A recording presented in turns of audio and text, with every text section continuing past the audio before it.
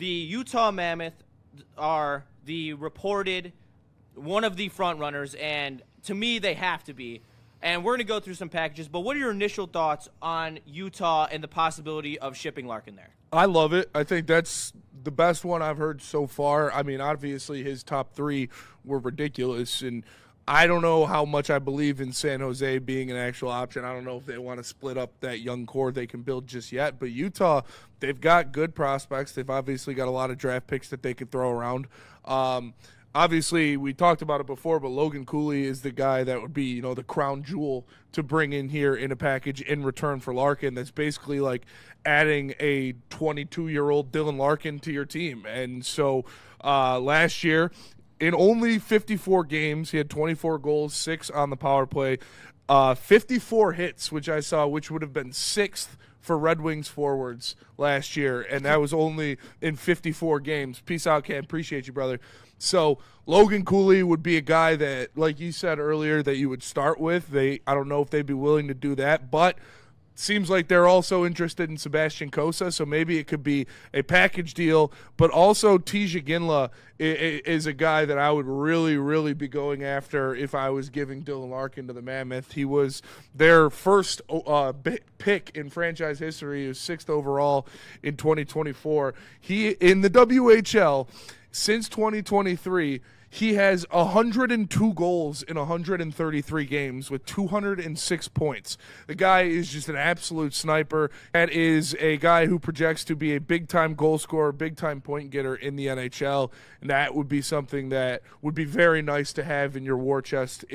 Obviously, it would take more than just Tija Ginla, but like I said, they've got picks for days as well that they could throw at you as well. When we start this conversation, and the good news is they're also in on Cossa, because that's also come out that they are one of the teams that is interesting in the young netminder from Grand Rapids. However, Logan Cooley is definitely where this conversation has to start, because with Steve Yzerman, we know that he is going to ask for the moon and then settle for the atmosphere. He's still going to get as much of the best deal possible as he can get. And that's why Utah is truly such an intriguing trade partner. Because, yes, they have Logan Cooley, who is an established NHL player who perfectly fits your timeline. Yeah. So if you're talking, honestly, if Logan Cooley's on the table, we're talking, hey, Utah, you can have whatever you want. You can have DeBrincat, Larkin, Cossa, and we'll make it happen. We'll literally supercharge you into contention with a goalie and 2 playoff-ready forwards. That it would be something, and I don't think that you're going to be able to give them a mega package to be able to get what the return should be for that. However, 2 of those 3 could really net a Logan Cooley, and then we're talking about, and let's dive deep into it here, because it's not just Tija Ginla and Cooley who are intriguing. No, they've got a lot. Last year's first round pick for them, Denoyers, who is a center, who was picked 4th overall, who was 6'2", who put up 78 points in 45 games in the QJ. That's a player who is intriguing. He's still growing. He is he's 18 years old, 19 years old now. He just turned 19. But that's a guy, if we were talking about replenishing the center pool in our prospect pool, that is a guy. But I'm more intrigued to players who have NHL experience. Yeah. I want those guys who are just now hitting the point where they can make an NHL roster, because we're going to give them the opportunity to seize a top 6, a top 4 defensive role. So for me, the conversation starts at, because these are all high-level assets, 3 of the next of whatever I name. So the first one is, and I'm going to butcher the name, and I apologize, Daniil But he played 41 games in the AHL. He put up 39 points. Yeah. He then came to the NHL. He's a 6'6", 21-year-old, by the way, who plays left wing, exactly what this team needs. That sounds pretty good to me. He put up not great stats, 7 points in 29 games, but that is to be, that was his first in the NHL action, and it was in the late end of the season. Then we also have Dmitry Shemyov, who is 21 as well, 6'5" defenseman. He started the year in the NHL. He he struggled on the third line. He didn't put up any points. He was playing some solid minutes, so they sent him down to the AHL, where he was their #1 defenseman. He proceeded to put up 56 – oh, no, that's the wrong one. He proceeded to put up 27 points in 40 games and was their lead shutdown defenseman for a team that played some very good minutes, and he put up some very good tape. So those are two guys who are ready to take the step into the NHL, who I really believe could be of value. Then the next is Tija Ginla. So if we're talking those guys and Logan Cooley, you can make a package where you could get 3 premium assets back. Like, this is like what we're talking about. They've got the mother load. They've got the best collection of young assets and picks that they can give you an actual package that would, like we said, the flash rebuild. Because I think if you get Tija Ginla, he is in your top 6 next year. Like he's 19 years old. He's ready to go. Yeah, he didn't play in the A, but he is just tearing up the W. So I just think – same thing we think about Carter Bear. Yeah, same with Carter Bear. I think it would be a perfect situation to have those two type of guys who actually have superstar potential. Like Carter Bear and Tija Ginla actually have, like, okay, could you see those guys being 100-point guys in the league? Like, yes, they have the potential. Right now, all of your prospects that you have outside of those two, except maybe Max Plant, don't have that potential. Like the Danielsons, the Casper, all those guys, they're going to be solid players at best. If you reload your top 6 with two guys like that, with Carter Bear and Tija Ginla, those are guys that could turn into actual stars in the league. Absolutely. And that's what you got to try to find when you're getting rid of Larkin, when you're getting rid of all these guys. You got to find somebody that's going to be your 100-point scorer. And if the trade list expansion is teams in America, because I'm almost positive that is a pretty hard line that Larkin is sitting on. MAGA Larks, baby. Considering the I mean, I don't blame him. I don't blame him either. So if Montreal is truly out of the conversation, which it seems like they are, that would be the only one. That is pretty much out. Like, we're talking, my top 3 easily is Anaheim, Utah, and San Jose. Yeah. And Utah and San Jose are 1 and 2, with the Anaheim as 3, because Anaheim has either really young guys or multiple guys who are already established in their year or two into the NHL. And the Verbeek factor. Yeah, and the Verbeek factor kind of worries me.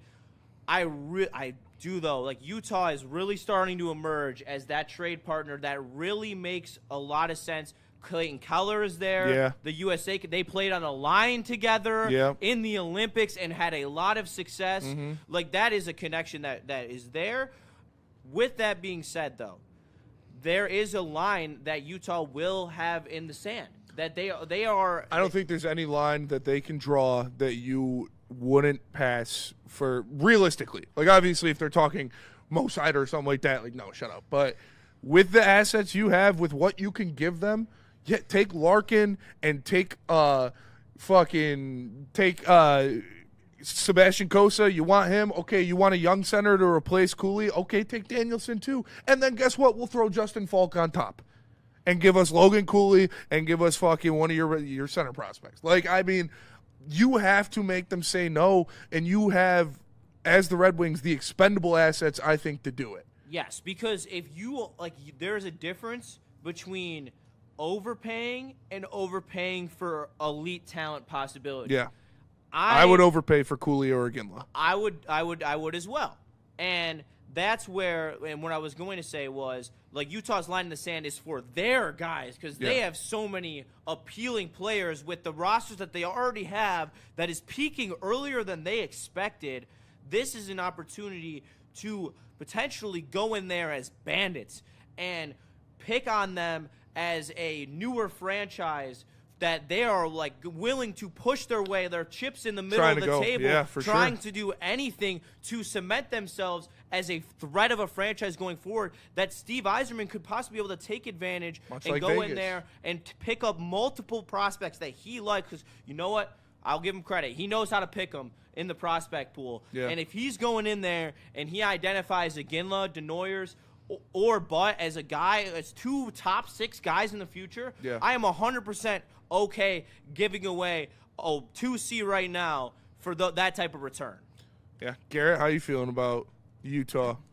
No, I was just going to chime in earlier, but you guys covered it all. I think if you get that type of return, that's something you're looking at, like what Buffalo got in return for Eichel. Like, look at all those guys that got back and who are starting to produce and starting to pick up. Like, you get that prospect pool and let go of a toxic player, then you're talking of like 2 years down the line. You're talking about competing and playing hard, and that's what you want to bring in, right? You're losing your captain. Sucks, obviously. But you want to bring in those top guys that are prospects that are going to want to be in the NHL, work their absolute butt off to be here and stay here. They don't want to go back down. They want to prove themselves and make this team better. Absolutely. And MPDLR with the super chat in there, he says, top assets in return, or Larkin could be a PTA mom during his prime.